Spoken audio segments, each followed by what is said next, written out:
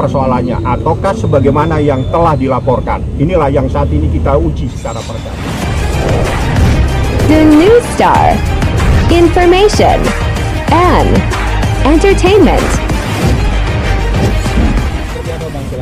Assalamualaikum warahmatullahi wabarakatuh.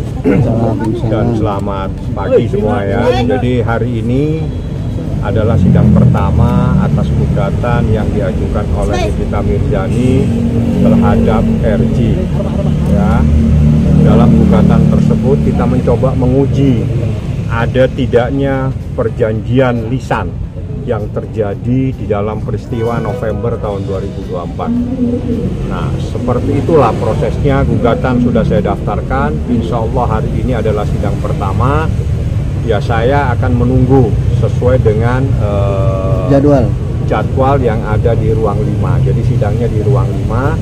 Sebentar lagi saya akan ke sana. Saya coba akan menunggu sesuai dengan panggilan sebagaimana yang ada di jadwal. Jadi setiap sidang itu pasti ruangannya itu pasti antri. Bang, ini agendanya perdata ya sidangnya ya? Ini sidang perdata gugatan Wan Prestasi, artinya ada tidaknya seseorang yang melakukan ingkar janji. Jadi Wan Prestasi itu adalah terkait dengan ingkar janji. Nah, ingkar janji itu berarti ada sesuatu yang pernah disampaikan namun diingkari. Itu namanya Wan Prestasi. Nah, inilah yang saat ini saya uji, adalah untuk mencari dan meminta sebuah kebenaran sekaligus meminta perlindungan Nikita Mirzani. Jadi Nikita Mirzani mengajukan gugatan Wan Prestasi adalah untuk meminta perlindungan kepada negara, kepada kepolisian, kepada kejaksaan. Dia mohon kepada mereka, para turut tergugat, mohon saya dilindungi. Menurut saya ini ada persoalan seseorang yang telah ingkar janji, di mana kejadian tersebut terjadi pada November 2024. Saya tidak kenal, saya tidak tahu, tiba-tiba dipaksa untuk bertemu, tapi saya tidak mau. Akhirnya dia melalui staf saya meminta berkomunikasi dan seterusnya. Kenal tidak, kami juga tidak ada urusan, tapi dia menyatakan tolong dibantu direview yang baik-baik atas produk kami.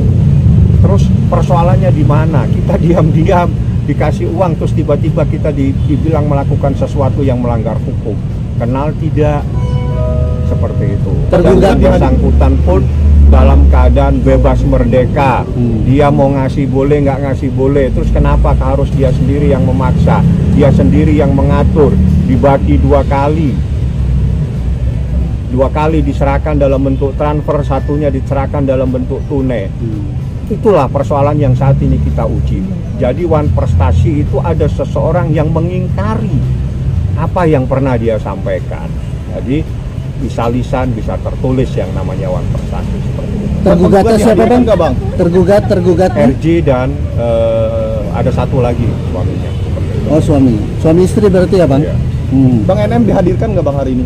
Saya berharap dihadirkan karena berdasarkan peraturan Mahkamah Agung tentang mediasi, ini berkaitan dengan mediasi. Di dalam mediasi para pihak wajib dihadirkan. Jadi kalaupun nanti pihaknya itu diwakili harus dengan kuasa yang sah, di mana kuasa tersebut memang khusus untuk mewakili prinsipal. Jadi Nikita itu adalah penggugat prinsipal istilahnya. Jadi dia diwajibkan untuk hadir.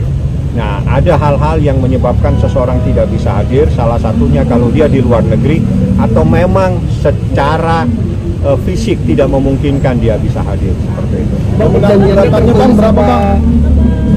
Nominal. Kenapa? Nominal. Yang kita persoalkan adalah pemberian yang disampaikan sebesar 4 miliar.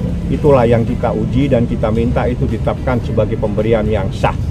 Seperti itu. Intisarinya seperti itu. Itu ada perjanjiannya nggak Pak? Saya sudah nyatakan bahwa kejadian November 2024 seseorang menghubungi Ismail Marzuki, minta direview baik-baik dan seterusnya. Seperti itu. Bang, akibat persoalan ini kredibilitas dirinya juga terganggu, dia juga tidak bisa mencari nafkah. Itu adalah kerugian immaterial dan itu boleh kita ajukan. Apakah itu dikabulkan atau tidak semenuhnya ada di tangan majelis hakim.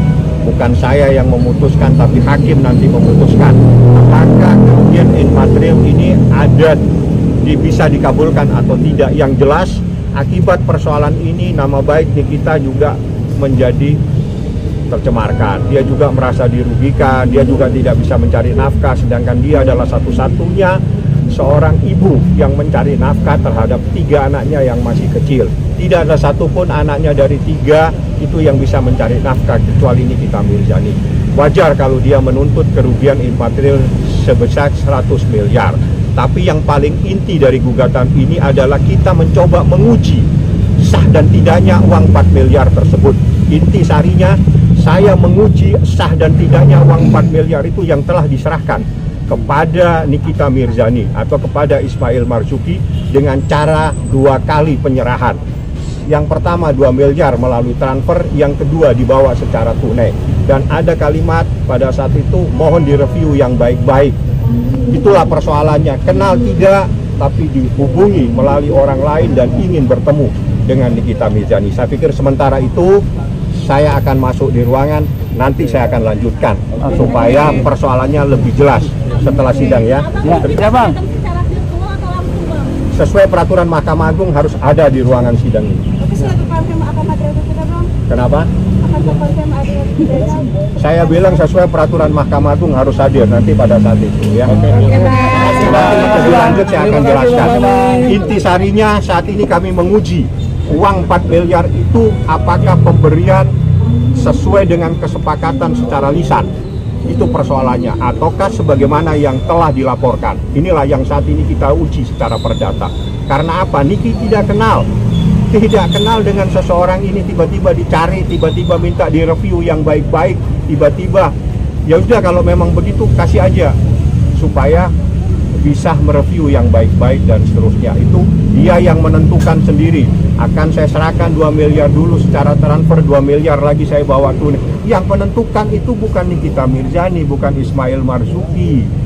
Inilah saat ini yang saya uji di dalam persidangan ini. Jadi Nikita mengajukan gugatan untuk menguji dan sekaligus meminta perlindungan kepada Kapolri, meminta perlindungan kepada Jaksa Agung supaya dipahami ya, seperti itu. Terima kasih banyak.